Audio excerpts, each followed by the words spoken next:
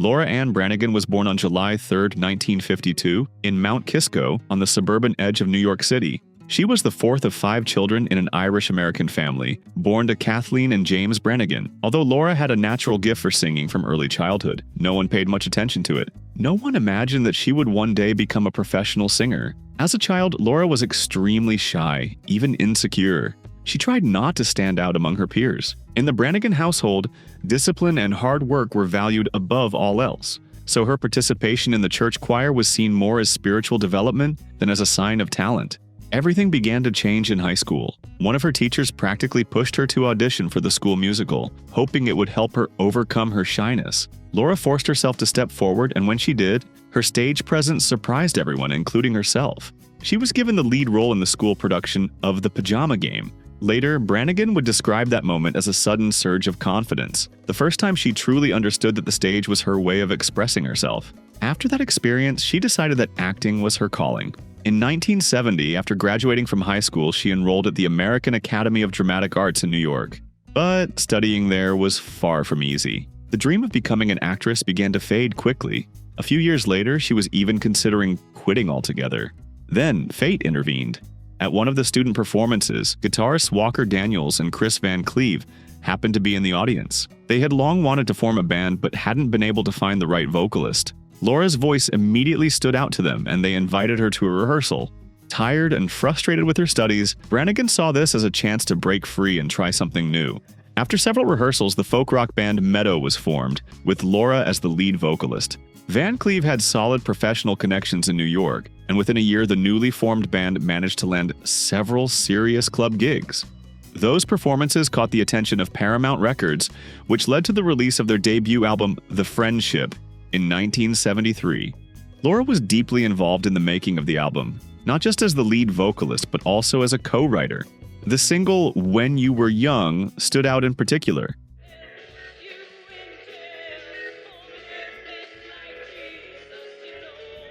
Still, the album itself felt conceptual but unfinished. It was clear the band lacked both experience and a well-defined artistic direction. Van Cleve later insisted that critics responded positively and that the album's commercial failure was simply the result of poor promotion. Whatever the reason, Meadow was never given a second chance. The band began to fall apart quickly. For Branigan, this was a serious blow. She had left her studies to pursue music, and more importantly, she had truly believed in this new dream. Determined to stay in the industry, Laura took on any musical job she could find, all while working as a waitress to support herself. In 1976, she finally caught a real break when she joined Leonard Cohen's backing vocalist for his European tour. Cohen was assembling a new touring lineup, and Branigan became part of it. But after 55 shows, the tour ended, and Cohen disbanded the group. Once again, Laura found herself off the big stage. As the decade drew to a close, she began to accept the possibility that she might never truly break through in the music industry.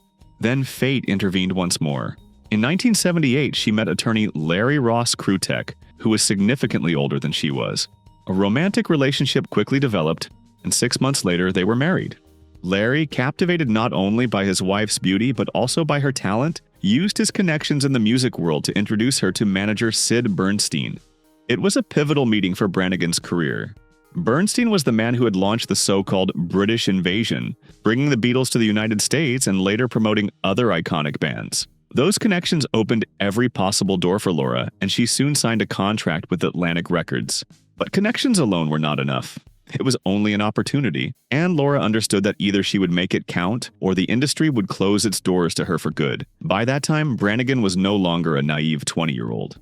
By 1980, she had not only creative training but also hard-earned experience behind her. So instead of rushing into recording a debut album under pressure, she took her time. Supported financially by her husband, she stepped back to carefully think through her image, her song choices, and the musical trends of the moment. She moved strategically. In 1980, she recorded a trial single, Fool's Affair, which was released the following year. It was, in a sense, a way to test the waters.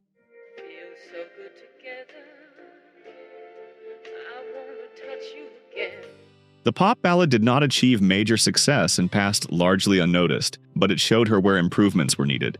Then, in 1982, Laura released her full debut album, Branigan. At first glance, it seemed like more pop ballads mixed with a touch of European dance drama, But what set it apart was the emotional hook woven into almost every track. The first single, All Night With Me, delivered modest results, introducing audiences mainly to Laura's voice and tone. But Gloria, the English-language version of Umberto Tozzi's Italian hit, changed everything. The song combined a simple, unforgettable structure with a powerful vocal performance pushed to its limits. Gloria quickly climbed to number 2 on the Billboard Hot 100 and remained on the chart for 36 weeks, an exceptionally long run for a solo female artist at the time. Laura quickly leaned into her ability to transform European material into American pop hits and reinforced her success in 1983 with the album Branigan 2. At the same time, the album's singles Solitaire and How Am I Supposed to Live Without You achieved more modest chart results. For Laura, that wasn't the main issue. The commercial success was there, the formula worked, and that gave her something far more important: creative control. She was no longer just a singer being pushed onto the stage through connections. Behind the scenes, she handled herself with the same discipline. She didn't get drunk on fame. She understood how fragile success could be, so she kept working relentlessly. In 1984, she released her next album, Self-Control. This time, she didn't just repeat her debut's success, she delivered 2 major hits on one record. The title track, Self-Control, a cover of Italian artist Raff's song, was the first to explode. Here, Branigan fully embraced her role as an interpreter, performing the song like a tense internal monologue. It quickly climbed to number 4 on the Hot 100. The second hit, The Lucky One, was more universal, clearly crafted with a radio in mind. It showed that Laura wasn't treating the album purely as a creative outlet. She approached it as a business that needed to generate results. That awareness set her apart from many performers of the era.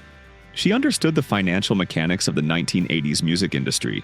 Visually, Self-Control was also carefully aligned with the MTV era, and that wasn't just the producers doing. Much of that strategic direction came from Branigan herself. The challenge, however, was that the industry was evolving at high speed, and even though Laura seemed to understand how the system worked, she simply couldn't move fast enough to keep up with those rapid changes. In July 1985, Laura released her 4th album, Hold Me, and it was received rather coldly by the American audience. The only track that really stood out was the lead single, Spanish Eddie. It followed the familiar formula of Gloria and Self-Control, but it sounded softer, less dramatic. The rest of the songs passed almost unnoticed and were monetized in a hurry. For example, When the Heat Hits the Streets ended up being used in a Chrysler laser commercial. For Laura, this was the first serious warning sign. Despite her previous success, it became clear that her position was still fragile. That realization deeply disappointed her. She decided to take a break and try to rethink herself and her music. But it felt as though she simply couldn't invent something entirely new.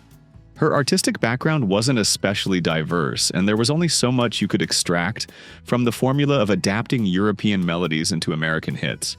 In 1987, Branigan returned with the album Touch. She tried to align herself with the trends of the late 80s, adding a sharper synthesizer drive and a more defined dance beat to tracks like Shattered Glass, which reached number 48 on the Hot 100. A bigger success was Power of Love, an emotional ballad in the spirit of her earlier hits, which climbed to number 26. Overall, the album could still be called a success, but it felt as though Laura hadn't truly reinvented herself. She was still riding on the momentum of her earlier fame. She understood that herself, and after Touch, she once again stepped away for a long pause. Behind the scenes, there was a sense of fatigue.